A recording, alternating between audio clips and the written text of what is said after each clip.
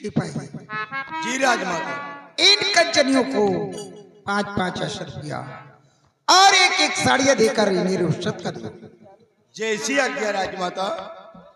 चलो कंचनियों, एक एक बारी बारी करके राजमाता के आदाब अर्ज कीजिए और अपना अपना इनाम लेकर राज दरबार से रुखसत हो जाए।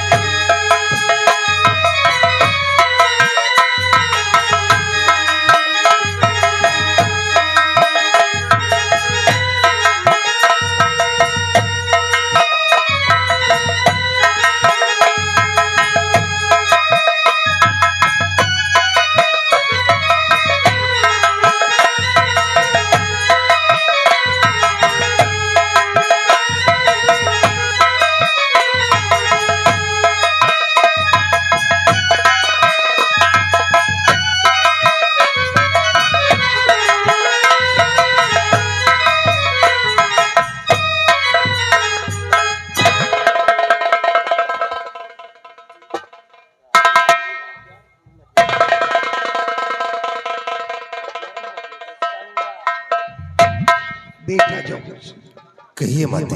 ये बताइए हमारी प्रजा का क्या समाचार है?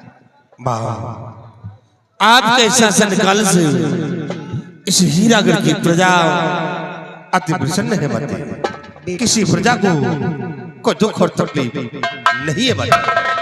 बेटा ऐसा ही होना चाहिए। हमारी प्रजा को किसी प्रकार की तकलीफ नहीं होनी चाहिए। लेकिन बेटा आज काफी दिन हो चुके हैं, लेकिन सीमा शहर का कोई समाचार नहीं मिला। इसलिए तुम सेनापति अमर सिंह को राज दरबार में तत्काल बुलाया गया। सिपाही, सिपाही यारो,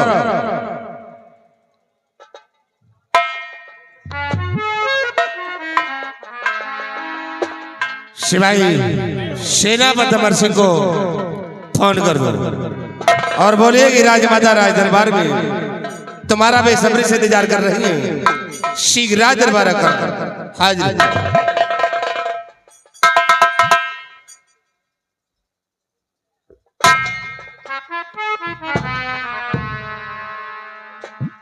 ओ भाई, हाँ बोलो। साहब का नंबर लाओ। अरे नंबर तो यार तुमको लिख कर दिया था ना। हमका कब हो यार? देखिए अपने पॉकेट के अंदर। मजाक न करो यार। मजाक आप भौजाई लागा। ये तरह त्योहार मेहरारू कहिस कि हम दई दिन हम जान नहीं पाओ। और इतना तुम कहा तो कब जी हो यार? एकदम बहोसे रहा लगा यार। चलो उल्टा सीधा मिलाई तोहरे घर का जाई और का हो। लगाओ कब तक तुम जाबे करिया। अगर त्योहार मेहरारू उठा ली कम से कम 2 घंटा बतला। हमारा मेहरारू का उठाए, हमें घर में मोबाइल नहीं। या तो मोबाइल तक जाए या त्योहार मेहरारू तक जाए। टवर ही नहीं यार। 3 खूंटी हो तो काम हो, एक खूंटी नहीं। खूंटी न हो कोनो खूंटे पकड़ो। पकड़ाई खूंटा पकड़ा दे पूर्व नाइन में 3 खूंटी पकड़ ली थी। पकड़े गाय घंटा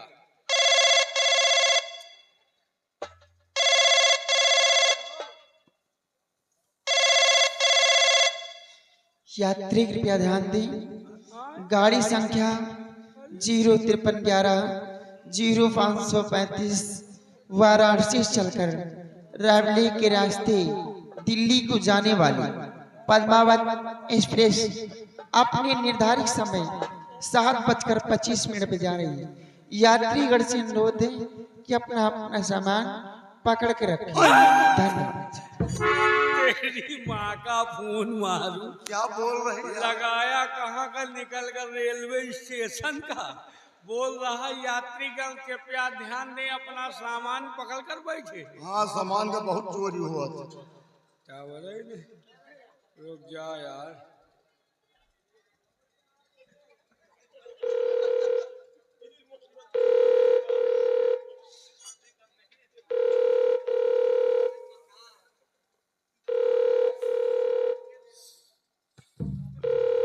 इस गाने को रिंगटोन बनाने के लिए 2 दबाएं। ये काला चून लाग घकाओ कहाँ का लगा इस गाने को। नंबर मिला है रहा।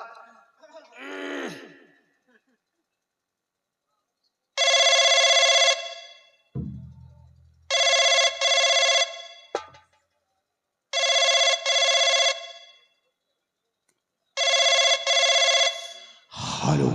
हेलो, हाँ कौन? मैं राज दरबार से मोहनोचवा सिपाही बोल रहा हूँ। आप कौन?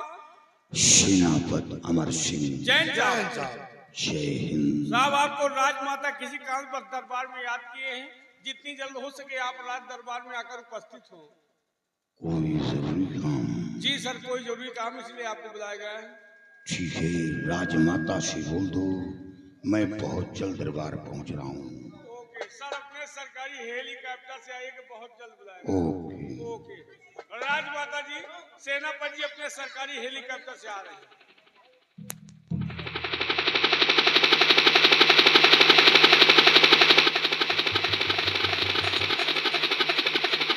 महाराज नहीं है, इधर आ गए। कुरुम ना आया।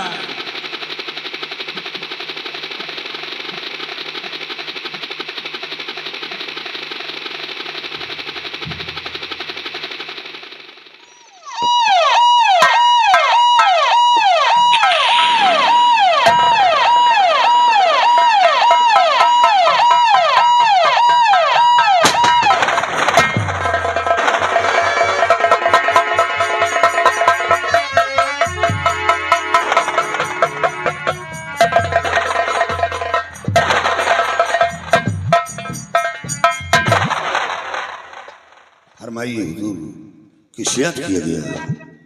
अमर सिंह, आज मैंने तुम्हें कुछ जरूरी काम से बुलाया। क्या जरूरी काम है राजमाता, फरमाइए। सीमा पर क्या गोरा का बतलाओ तत्काल।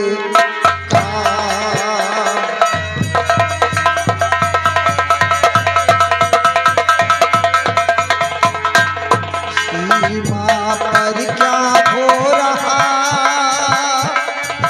बतलाओ तत्काल। सेना की कहिए खबर क्या है इस दम का।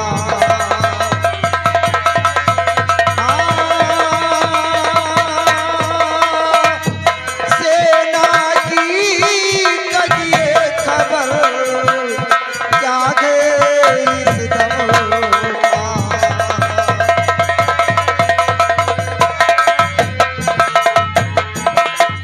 सेनापति अमर सिंह, हमारी सीमा सरहद का क्या समाचार है ये मैं जानना चाहती हूँ। राजमाता, सीमा सुरक्षित है, दुश्मनों से कोई खतरा नहीं। हमारे शाहबाज सीमा पर मुस्तैद है, चौकसी बरती जा रही है, कहीं से खतरे के संकेत नहीं है। और सीमा पर है आपकी फौज खड़ी तैनात।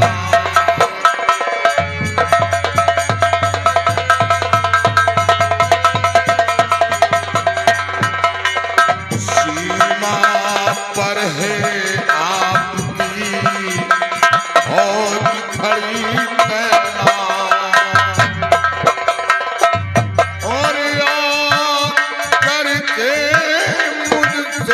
भीड़े किसकी है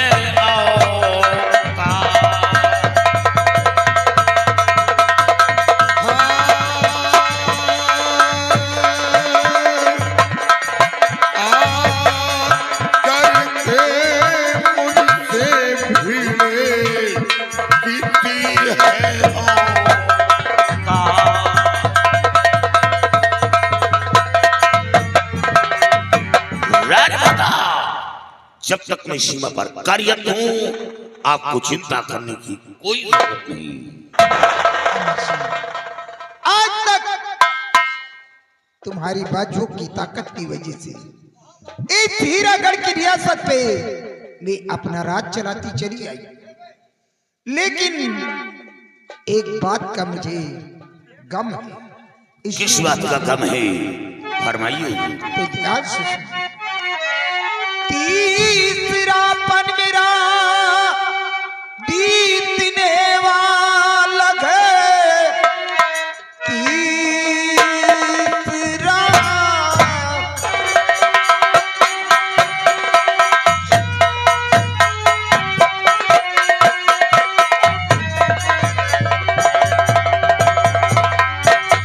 तीसरापन मेरा बीतने वाला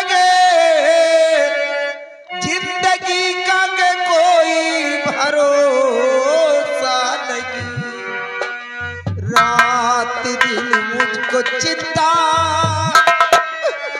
रहती कुछ समझ में हमारे आती नहीं।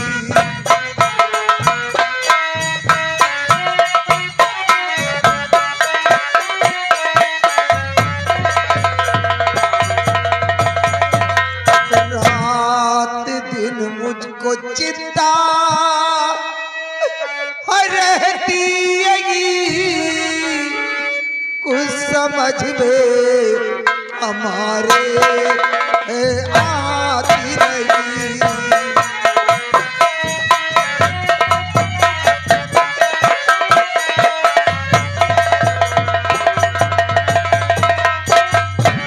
राजमाता जिसके कंधे पर दो दो औलादों का बल हो उसे चिंता करने की जरूरत क्या है।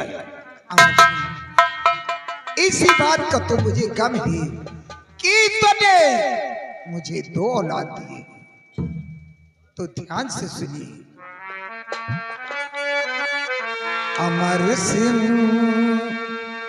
करिए जरा विचार, अमर सिंह करिए जरा विचार, ताज पर किसका हो अधिकार।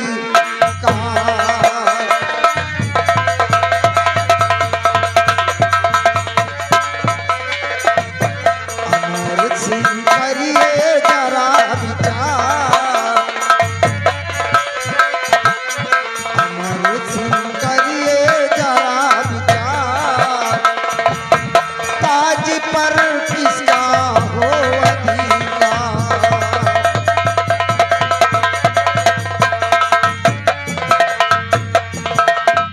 बेटा जौहर सिंह मेरा या नाहर सिंह बलवा, ताज पिन्हाऊं मैं किसे जो शासक बने महान।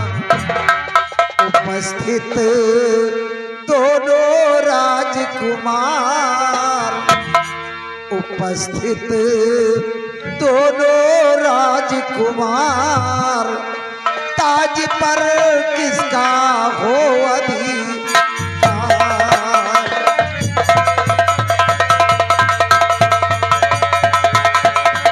बेटा जौहर सिंह मेरा या नाहर सिंह बलवा, ताज पिन्हाऊं मैं किसे जो शासक बने महान। उपस्थित दोनों राजकुमार, थे दोनों राजकुमार, ताज पर किसका हो अधिकार।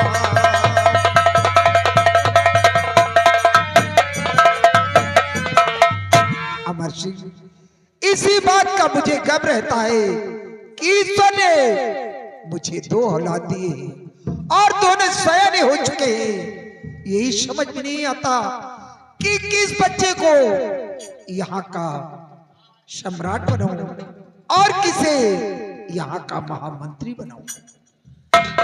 राजमाता, ये फैसला तो आप स्वयं कर सकती हैं, इसमें मेरी क्या आवश्यकता है?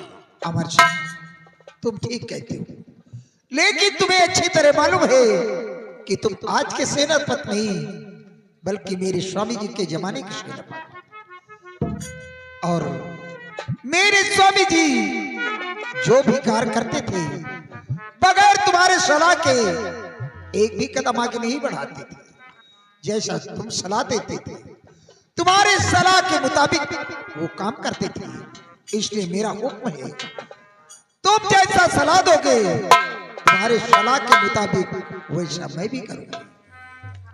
राजमाता, कहीं मैं अपना फैसला सुनाऊं और आपके बच्चों के अंदर कोई ठेस पहुंचे? अमर सिंह, तुम फिक्र क्यों करते हो? मेरे दोनों बच्चे पढ़े लिखे और समझदार भी हैं।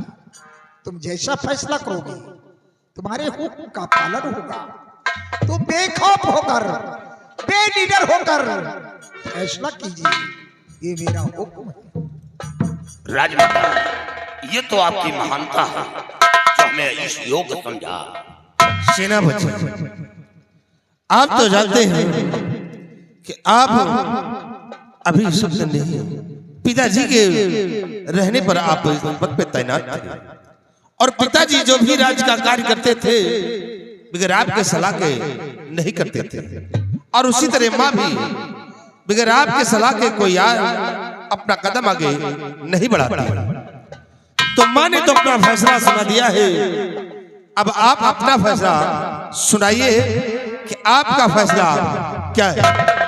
और आप अच्छी तरह से ये भी जानते हैं कि पिता के ना रहने के बाद ताज और तख्त का हक किसे होता है, ये तो आप अच्छी तरह से जानते हैं। तो फिर आप अपना फैसला सुनाइए कि आपका फैसला क्या है। बड़े राजकुमार,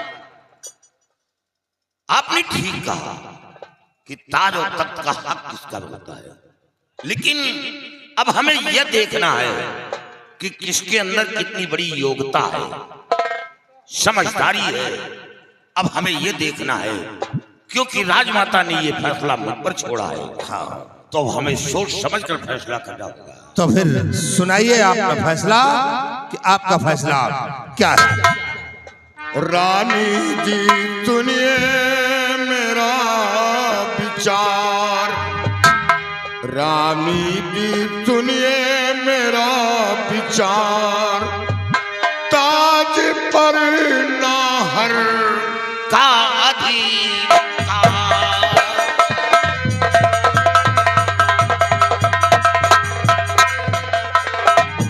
रानी जी सुनिए मेरा विचार, ताज पर नाहर का अधिकार।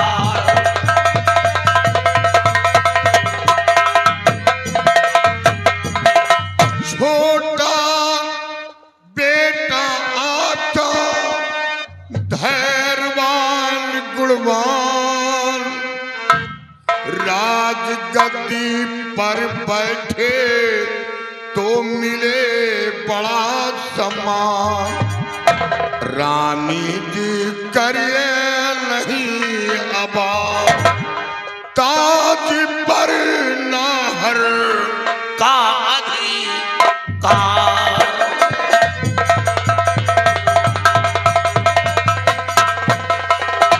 राजमाता, आप अपने छोटे बेटे को यहाँ का शहंशाह बनाइए। रही बात मंत्री का पद, तो आप अपने बड़े बेटे को यहां का महामंत्री बना दिया। ऐसा करने से यहां की आवाम हमेशा खुशहाल रहेगी। चाचा जी आपने ये क्या किया? आप जानते हैं कि हमारे पिताजी के न रहने के बाद ये ताज और तख्त का हक हमारे बड़े भाई का होता है, फिर भी आपने ये फैसला हमारे पक्ष में ले लिया, ऐसे कैसे? राजकुमार, बस यही एक काबिलियत है जो आप इतना उचित न्याय किया कि पिता के न रहने के बाद ताज और तख्त का हक बड़े बेटे का होता है। लेकिन आपके बड़े भाई के अंदर वो काबिलियत, वो बुद्धि, वो सहनशीलता नहीं है, ये राज चलाने योग्य नहीं है। सोचिए कि आप छोटे हैं, आपकी शादी हो गई, ईश्वर ने बहू की गोद में एक छोटा सा मुन्ना दे दिया। आपके बड़े भाई कुंवारे घूम रहे हैं, इनकी शादी क्यों नहीं हुई? सबसे पहले बड़े बेटे की शादी होती है, तब छोटे बेटे का नंबर आता है। महाराज ने आपकी शादी नाबालिग में क्यों रचाई? महाराज के सामने मजबूरी थी, इसलिए महाराज ने आपकी शादी रचाई। और आज आपके बड़े भाई लंबा तिलक लगाकर घूम रहे हैं, लोगों के दरवाजे पर बैठते हैं तो इंतजार करते हैं कि कब अंदर से बाहर आई एक झलक देख लो। ये आदत इनकी है। आपको बीच में बोलने की कोई आवश्यकता नहीं। राजमाता, मैंने अपना फैसला सुना दिया, अब आगे मर्जी आपकी है। आपके दो बेटे हैं, आप जो चाहे सो करें, हमसे हमें कोई एतराज नहीं।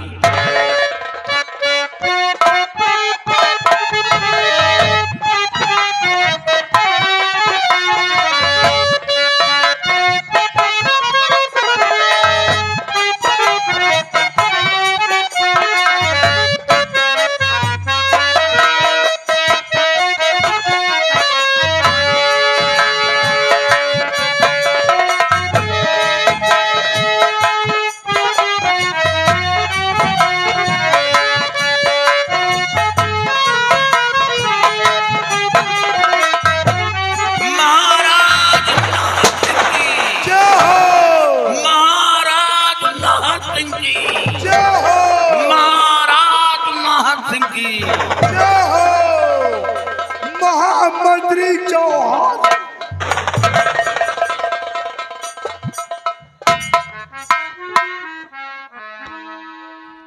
अमर सिंह, जाओ जाकर अपनी बगले पे आराम कीजिए।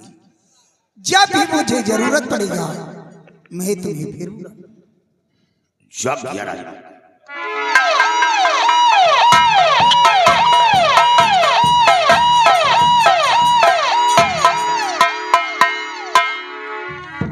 बेटा जोकर सिंह, आज से तुम्हारा छोटा भाई नाहर सिंह यहाँ का सम्राट है। और बेटा, आज से तुम यहाँ के महामंत्री हो। तुम्हारा फर्ज यही कि अपने छोटे भाई के हुक्म का पालन करना और रियासत की देखभाल करना, ये तुम्हारी जिम्मेदारी होगी। सिपाही, मेरे बड़े बेटे जौहर सिंह के साथ ड्यूटी अच्छी तरह से तुम ही निभाना। हमारी प्रजा में किसी को किसी प्रकार की तकलीफ न होनी पाए, नहीं हो पाई। ये जिम्मेदारी तुम्हारी होगी। और इसी जगह राज दरबार का मेन गेट बंद कर दो। जैसी आज्ञा राजमाता।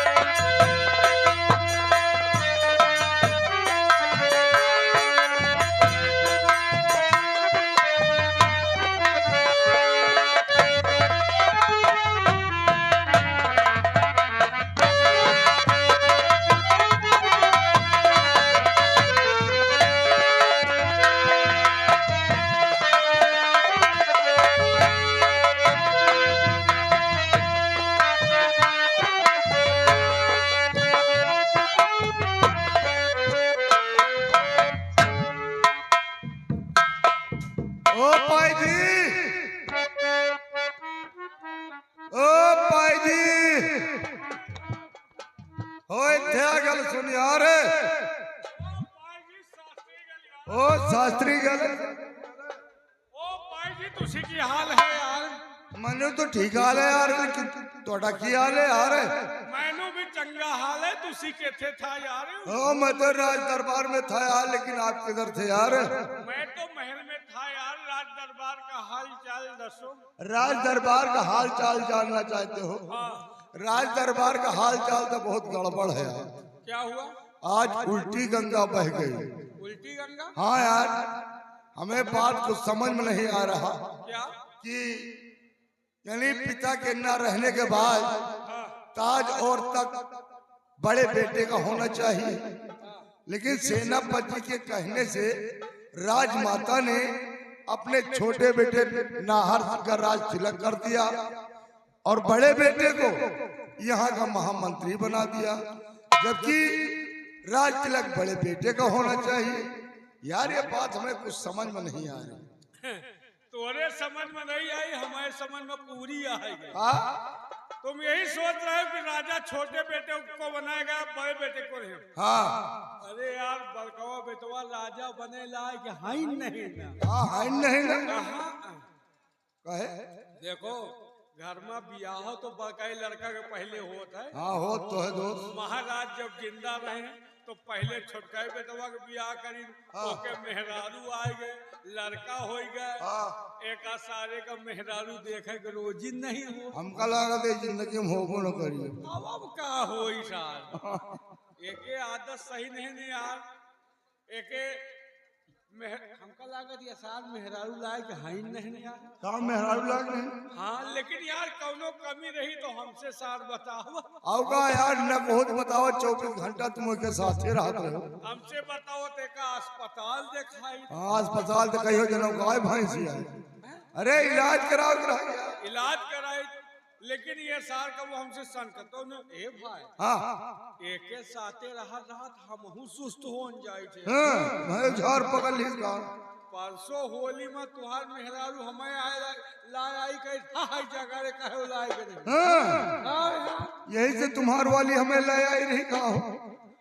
आओ का वही लाए के तुहार वाली तो खुदे हमें लाए वाली आवत तो हमारे ला तो है जात। अयो तुम काहे लायक रहे तो हमें लाए ऊपर करी।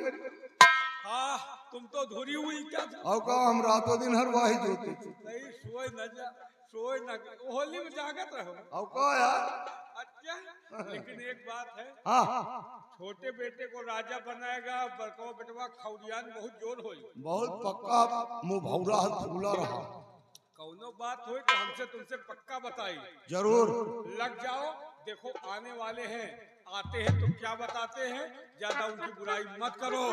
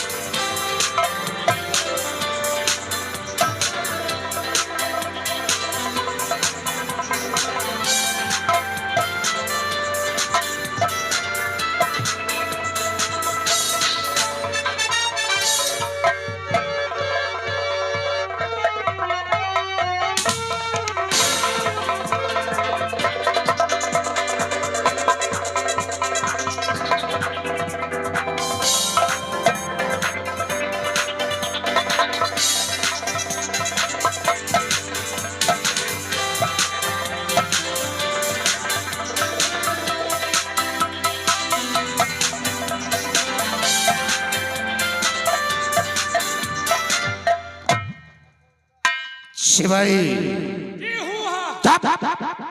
जल्दी मानी करियो हूँ हाँ हम लगे तुहार हराम खोर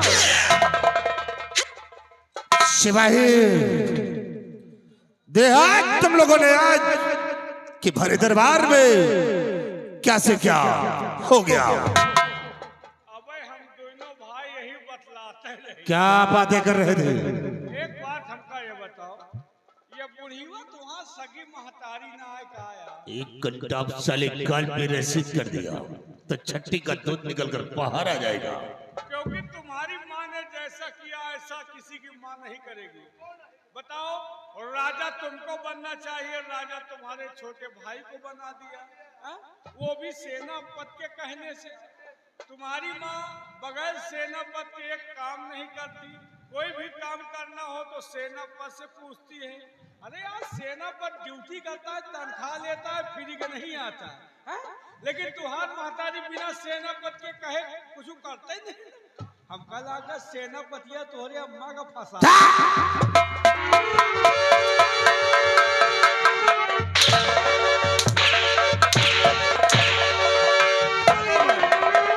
भले हम फंसाए चलो कर।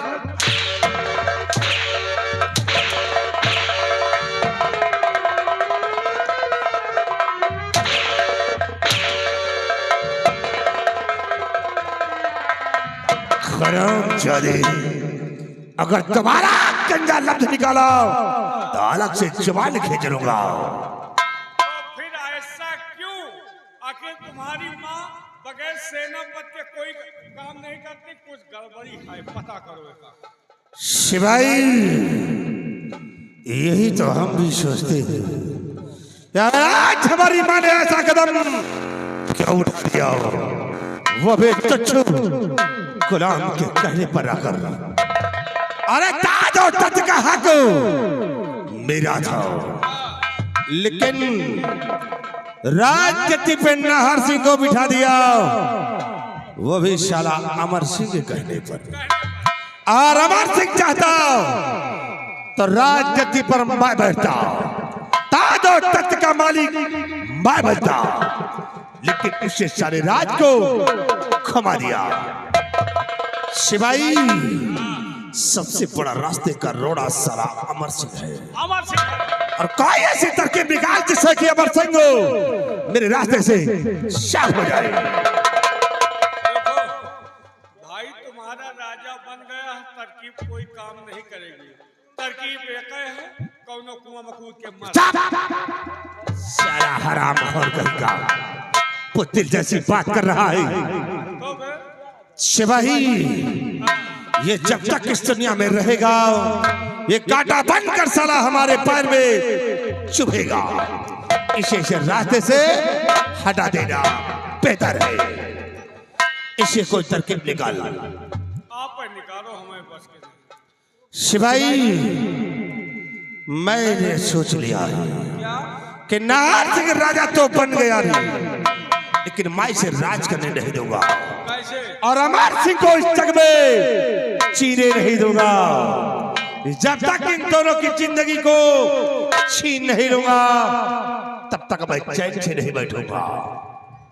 एक बात याद आ गई, जैसा कि तुम जानते हो कि हीरागढ़ और विजयगढ़ से बहुत पुरानी दुश्मनी है।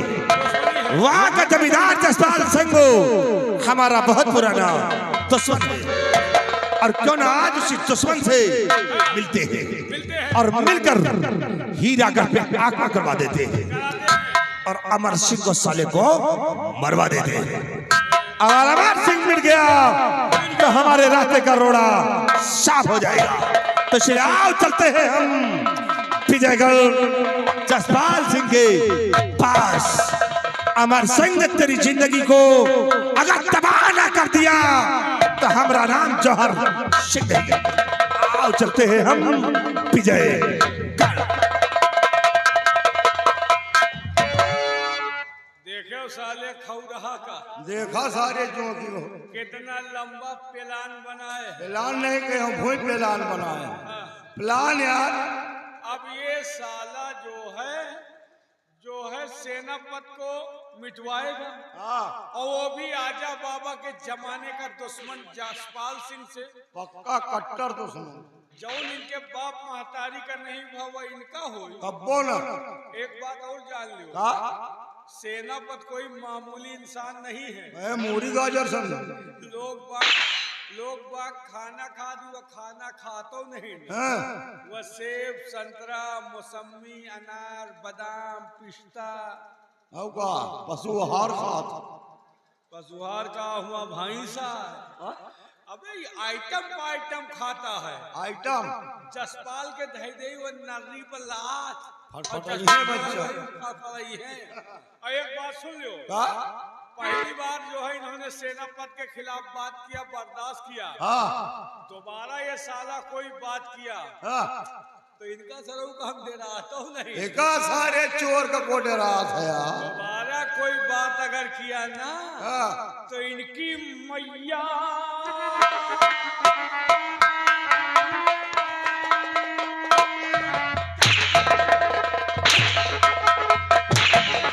रहम करो थोड़ा, मारो न कोरा।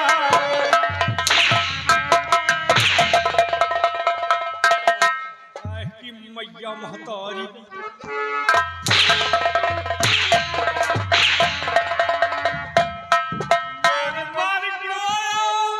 लाल की हो दहिया, मार मार लाल की हो, और विश्वास ना हो कोई के दे, विश्वास ना हो कोई के देखो। अरे नसिया मोटा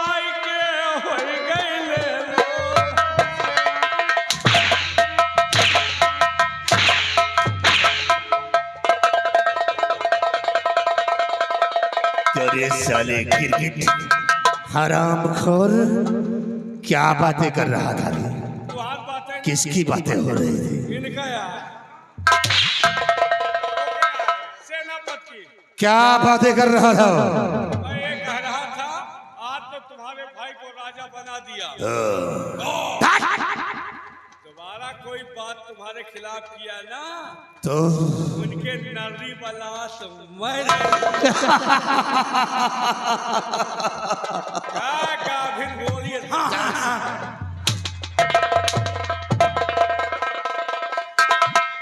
हराम जादे अगर दोबारा हमारे खिलाफ में चले तो काट कर फेंक दूंगा। बुलाओ उसे, बुलाओ उस हरामखोर को। ओए भाई जी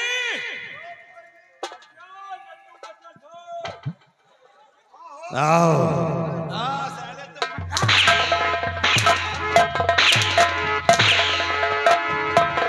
साले कमीने, कुत्ते, ये क्या है?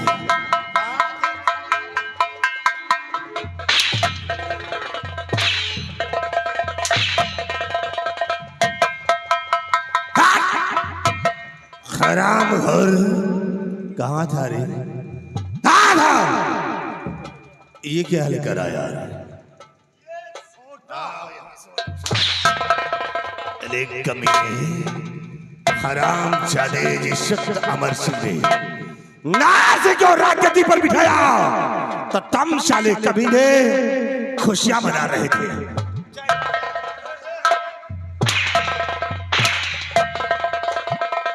हराम जादे, मेरा दिल जल रहा था और तुम कमीने खुशियां मना रहे थे, तालियां बजा रहे थे।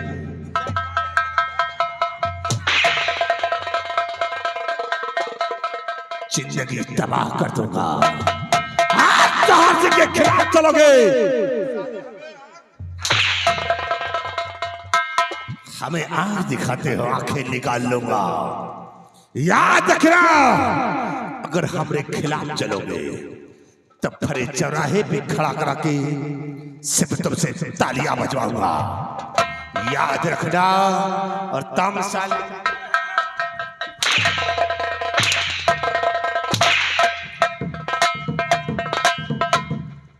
याद रखना मेरी बात को। आज तुम्हारा मेरे खिलाफ चले तो साले ऐसी मार मारूंगा कि तुम दोनों अपनी पैदाइश को भूल जाओगे। इसे हमारे खिलाफ में नहीं चलना, नहीं, याद रखना, काट कर फेंक दूंगा। आओ मेरे साथ।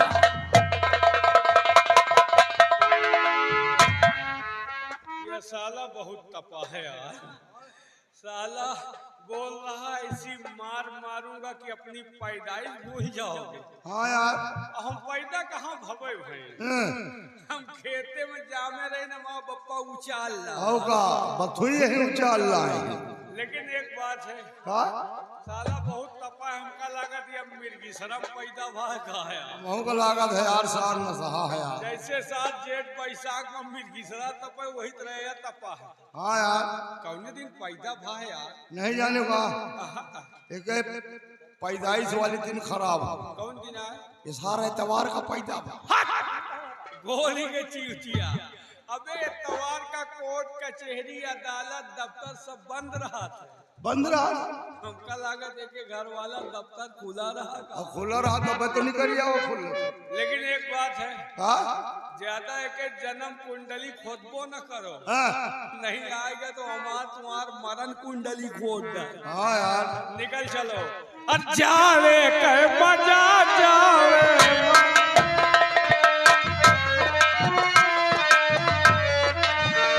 जाड़े कई मजा, जाड़े माँ, जाड़े कई मजा।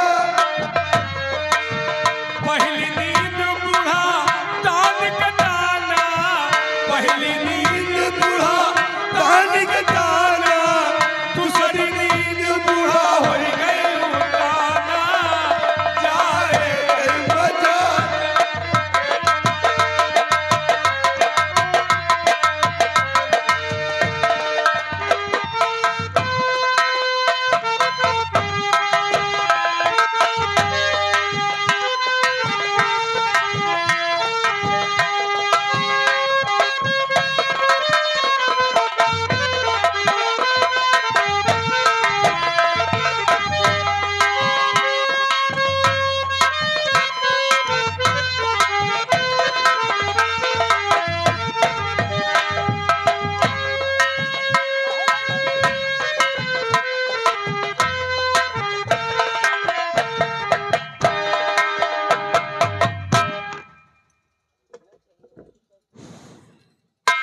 आप लोगों को ये मालूम होना चाहिए कि मैं इसी विजयगढ़ का रहने वाला हूँ। हमारा नाम जमींदार जसपाल सिंह है।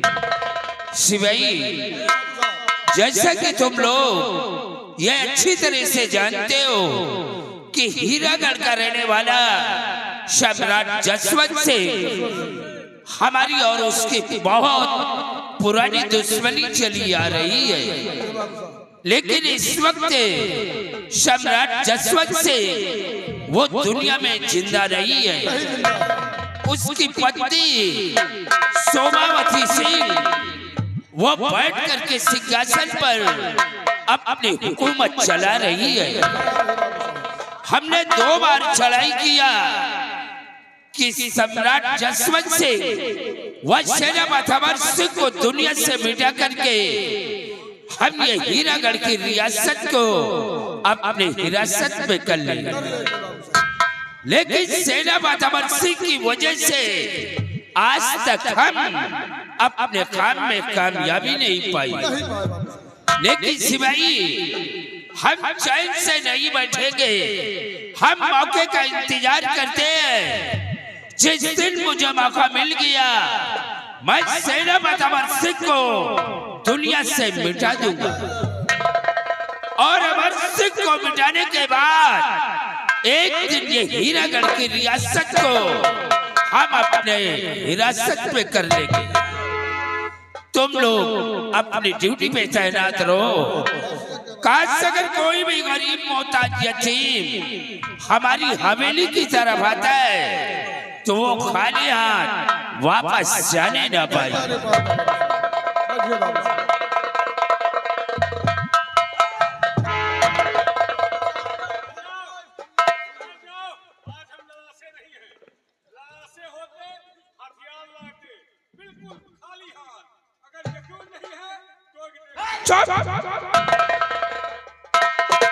कौन जौहर से आज हमारी हवेली पर आए हो? तुमने जरा सा हमारा खौफ नहीं खाया तो कैसे आना हुआ है जौहर से को बात सच बता वो छुपा वो नहीं। एक दुश्मन की चौखट पे आते हुए खौफ खाया नहीं, खौफ खाया नहीं।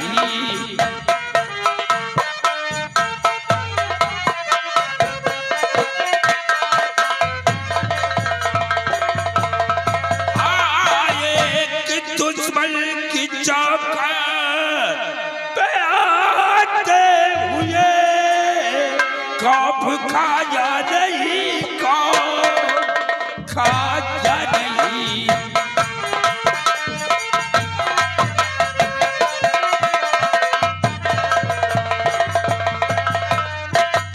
जौहर सिंह, जब तुम्हें अच्छी तरह से मालूम है कि आज से नहीं बल्कि तुम्हारे पिताजी के जमाने से हमारी और तुम्हारी दुश्मनी चली आ रही है, तो आज हमारी हवेली पर आने के लिए तुम्हारी हिम्मत कैसे पड़ गई? जसपाल सिंह, मैं यहाँ दुश्मनी अदा करने नहीं आया हूँ। मैं आज कुछ खास काम से आया हूँ, क्योंकि इस वक्त तो हम लोग बिल्कुल टूट चुके हैं और इसीलिए आज यहाँ तक हमारे कदम पड़े ही गए। तुम्हारे आने का मतलब क्या है? क्या कहूँ, इस समय कुछ कहा नहीं जा रहा है कि इस वक्त का क्या कहूँ आपसे। साफ साफ बोलो। तो क्या कहूँ आपसे मैं इस घड़ी, क्या कहूँ आपसे।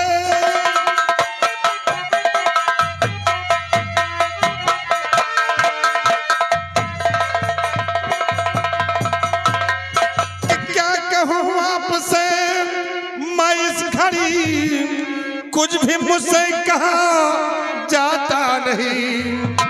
राज गद गद्दी भी मुझको मिली है नहीं, रास्ता कोई दूजा सुहाता नहीं।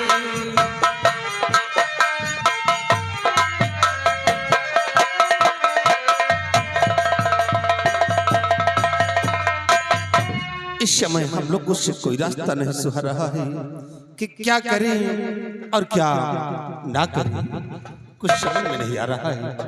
जौहर सिंह, तुम्हारी बात हमारे समझ में नहीं आ रहा कि तुम्हारे कहने का मतलब क्या है। जैसा कि जानते हो कि मेरे पिताजी इस दुनिया में नहीं, मेरी माँ सिंहासन पर और मेरी माँ ने सेनापति अमर सिंह के कहने पे आकर हमारे छोटे भाई नाहर सिंह को राजगद्दी पर बिठा दिया। ताज और तख्त का मालिक हमारे छोटे भाई नाहर सिंह को बना दिया और मुझे मंत्री का पद दे दिया। अब ये सोचे कि पिता के ना रहने के बाद ताज और तख्त का हक किसे होता है। एक बात ये बताओ, ये तुम्हारी सगी माँ नहीं है क्या? जसपाल से वो मेरी सगी माँ, और इतना ही नहीं हमें बहुत प्यार भी करती है। लेकिन आज ना मालूम कैसे कि सेनापति अमर सिंह के कहने पे आकर हमारी माँ ने ऐसे कदम उठा दिया। सिपाही, मान लीजिए कि सेनापति अमर सिंह वो लाख कह रहा था, लेकिन वो इनकी माँ है, इनकी माँ को सोचना चाहिए।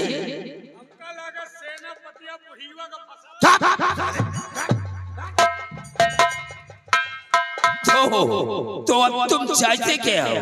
देखिए, मैं चाहता यही हूँ कि अमर सिंह मेरे रास्ते का रोड़ा है और तुम अपनी पूरी फौज लेकर हमारे हीरागढ़ पे चढ़ाई कर दो और सेनापति अमर सिंह को सीमा पे मिटा दो। अगर अमर सिंह मिट गया तो हमारे रास्ते का रोड़ा साफ हो जाएगा। जौहर से तुम अपने रास्ते से सेनापति अमर सिंह को हटाना चाहते हो। मान लीजिए कि तुम्हारे कहने से हमने सेनापति अमर सिंह को तुम्हारे रास्ते से हटा दिया, तो इसमें हमारा फायदा क्या है? क्या फायदा है? साले, अगर बदजुबानी करने की कोशिश किया तो बंधवा के किसी पेड़ में 20 लट्ठा मारूंगा। साले हीरागढ़ वापस नहीं जा सकते। मुंह लगा सिपाही, थोड़ा बोल गया, इसे संभाल कर रखो। देखिए, दुनिया फायदे के लिए ही मरती है जसपाल से। फायदा होगा जिस वक्त अमर सिंह को तुम मिटा दोगे, माँ पे रियासत से तुम्हें एक हिस्सा दे दूंगा। सच कह रहे हो? मैं वादा करता हूं, अमर सिंह को मिटाना तुम्हारा काम है और मैं अपने रियासत से एक हिस्सा दे दिया। तो फिर ये समझ लीजिए कि सेनापति अमर सिंह तुम्हारे रास्ते से हट गए। तब ठीक है, लेकिन एक बात सुनो, ये राज ही रहना चाहिए, क्योंकि ये बात सिर्फ 6 लोगों के अंदर है, तो 6वें तक 7वें तक जाना नहीं चाहिए।